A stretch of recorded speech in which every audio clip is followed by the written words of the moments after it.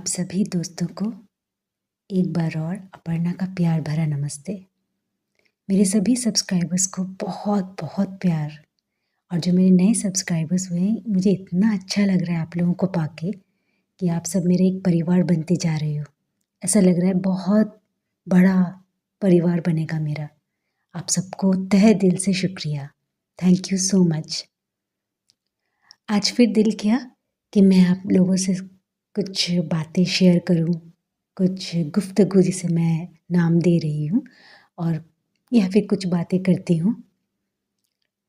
ऐसा लगता है कि मुझे अगर मैं अपने आप को देखूं और अपने आप को समझाने जाऊं तो कभी-कभी मैं सोचती हूँ कि अपनी इस एज तक मैंने काफ़ी काम कर लिया है। मतलब मैं एक हाउसवाइफ हूँ और मेरे 2 बच्चे हैं।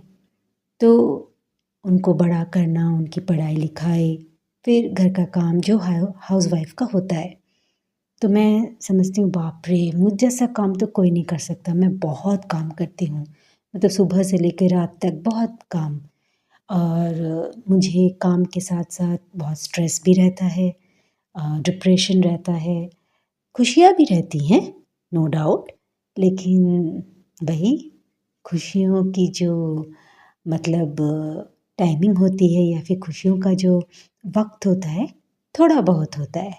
लेकिन बाकी सब जो उसके साथ जो आते हैं, उसके बाद जो आते रहते हैं ना, जो दुःख या फिर कभी-कभी दिल टूटने की बातें किसी से भी हो सकती हैं, तो वो ज़्यादातर चलती रहती है, आम बात होती है।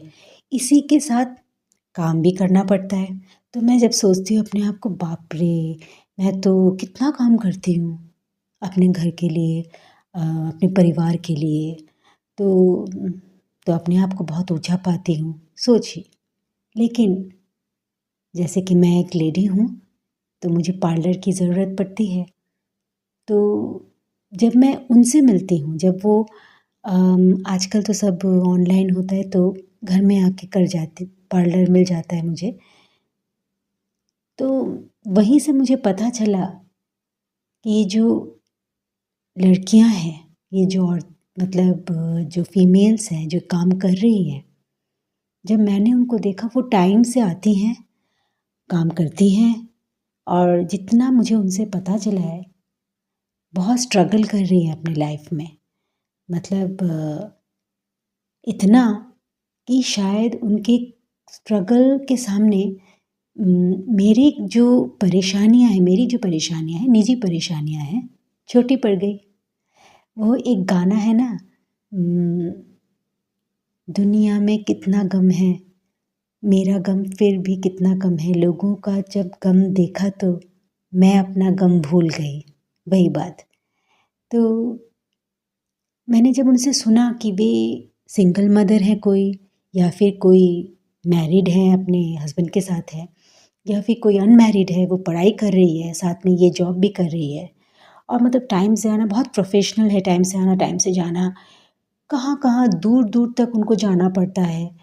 तो सुबह से लेके रात तक उनका काम रहता है, और वे साथ अपने परिवार को भी सँभालती है, अपने पेरेंट्स को सँभालती है, अपने बच्चे को, अपने हस्बैंड को, या फिर सिंगल अगर है तो पढ़ाई-लिखाई करती है। तब मैंने सोचा कि मैं अपने परेशानियों को फिर क्या बोलूँ? क्योंकि मैं तो घर के अंदर ही रहती हूँ, चारदीवारी में रहती हूँ। यहीं पर मेरा पूरा जीवन कट रहा है। बाहर निकलना तभी होता है जब कभी बहुत ज़रूरत ना बन पड़े, अ, तो नहीं निकलना होता है। और ये तो रोज़ निकलती हैं।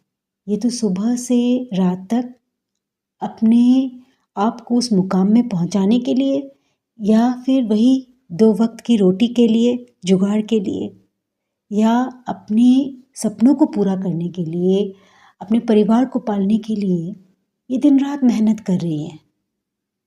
तो मैंने अपने आप को उस समय बहुत ही कम पाया। मैंने पाया कि सच में मैं गलत हूँ। गलत सोच में मेरी सोच इतने दिन जी रही थी, मतलब मैं जी रही थी। दूसरा मैंने देखा सुबह-सुबह साफ़ सफाई के लिए जो आते हैं, वो ठीक ज़रूर अपने टाइम से आते हैं, पूरा साफ़ करके आस-पास का, घर के आस-पास का साफ़ करके अपना काम करके चले जाते हैं और इनका डेली का काम है। ये पीछे आगे पीछे कुछ नहीं सोचते। ये अपना काम पूरी तरह से ईमानदारी से करते हैं, हँसते हैं, 2 बात बोलते हैं, चले जाते हैं। मेरे इधर काम किया बोल के कहीं और नहीं किया नहीं, ये पूरा दिन भर इसी तरह काम करते हैं। घर में जाते हैं, इनकी भी परेशानियाँ हैं, ये भी जूझते हैं, कई परेशानियों से जूझते हैं। फिर भी ये लोग काम कर रहे हैं, काम कर रहे हैं, अपने टाइम से आ रहे हैं, टाइम से जा रहे हैं, रोज़ आ रहे हैं। फिर मैंने अपने आप को इनके सामने छोटा-सा पाया कि मैं तो घर के अंदर ही हूँ, अपना परिवार देखती हूँ। घर के अंदर ही सुबह होती है, घर के अंदर ही रात हो जाती है, आराम से सोती हूँ। मेरे पास जितना भगवान का दिया हुआ है, उसी में मुझे खुश रहना चाहिए, लेकिन मैं हूँ कि खुश नहीं रह पाती हूँ, और चाहिए और सोचती हूँ कि मैं कितना काम करती हूँ, मुझसे कितना काम करवाया जाता है। फिर जब मैं बाहर निकलती हूँ, तो तब मैं बस में, ट्रेन में, ऑटो में दौड़ते लोगों को, फीमेल्स को, मेल्स को, सबको देखती हूँ कि किस तरह से वे इधर-उधर से दौड़ रहे हैं, अपने घर की तरफ जा रहे हैं या कोई ऑफ़िस जा रहा है, ज़्यादातर ऑफ़िस जा रहे हैं, काम पे जा रहे हैं। तो मैं देखती हूँ कि मैं किस लिए निकली हूँ? तो मैं निकली हूँ शॉपिंग के लिए, ज़्यादातर शॉपिंग के लिए निकली हूँ। और ये लोग अपने परिवार को पालने के लिए, अपने वही सपनों को पूरा करने के लिए, अपने को जीने के लिए, रोज़मर्रा की ज़िंदगी को निभाने के लिए ये काम पे जा रहे हैं, मेहनत कर रहे हैं। फिर मैंने पाया मैं क्या कर रही हूँ? मैं अपने शौक़ पूरे कर रही हूँ। तो मुझे तो खुश रहना चाहिए, लेकिन मैं हूँ, मैं इसमें भी खुश नहीं रहती। तब मैं सोचती हूँ कि मैं तो इनके सामने कुछ भी नहीं हूँ। कभी-कभी तो सच बोलूँ, आप लोगों के साथ मैं शेयर करना चाहती हूँ कि मुझे शर्म आती है कि मैं तो कुछ कर ही नहीं पाई।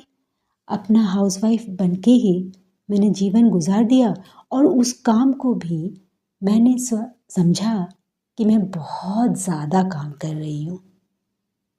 इसी तरह और भी उदाहरण है, और भी उदाहरण हैं। सबसे बड़ा उदाहरण हमारा देश का सैनिक, जो हमारी सरहद की रखवाली कर रहा है, जो हमारे देश का जान है। वो तो कभी नहीं सोचता कि उसने कितना काम किया। उसके लिए तो 24 घंटे, कितने घंटे उसको दिन-रात जगे रहना पड़ता है, और मैं, उसकी बहन, यहाँ रोती रहती हूँ, या किसी की माँ, मैं तो रोती रहती हूँ कि मुझे कितना काम करना पड़ता है। असल में हमें जो मिलता है, उसमें हम कभी संतुष्टि नहीं पाते, और ये बातें नई नहीं हैं, आप सभी को पता है।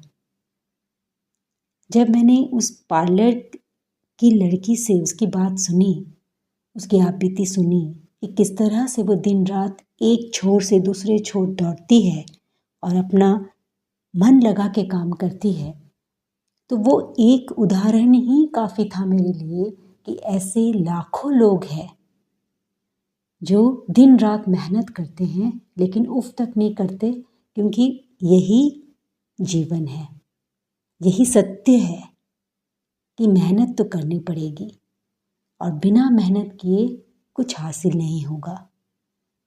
मैं भी उसके बाद से थोड़ा-सा अपना रोना कम कर दी हूँ, और उसी को मद्देनज़र रखते हुए मैं चाहती हूँ कि मैं आगे से शिकायत करना कम करूँ कि मुझे ये करना पड़ता है, मुझे घर का ये काम करना पड़ता है, खाना बनाना पड़ता है, बच्चों को देखना पड़ता है।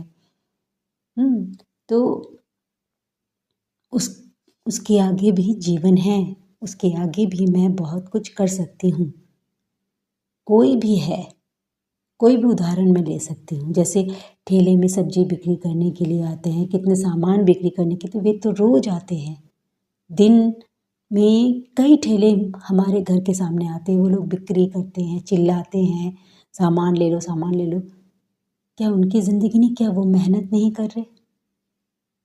या फिर जो हम दुकान में जाते हैं, दुकानदार बैठे रहते हैं अपना सामान बिक्री करने के लिए, उनके पास समय नहीं है ये सब बातें सोचने का कि मैंने कितना काम किया, उसने कितना आराम किया।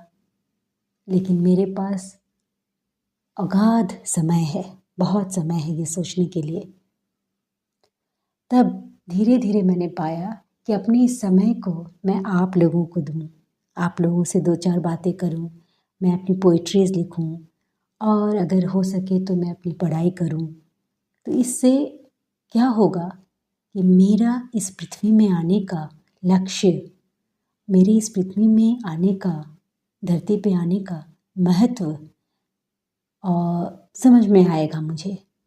मेरे मम्मी पापा मतलब मेरे पेरेंट्स ने जो मुझे जन्म दिया है, इसका अर्थ समझ में आएगा कि हर इंसान कीमती है। मेरी भी एक मतलब अस्तित्व है, मुझे उस अस्तित्व को समझना पड़ेगा, मुझे मेहनत करना पड़ेगा, जो मेरा दायित्व है मुझे निभाना पड़ेगा।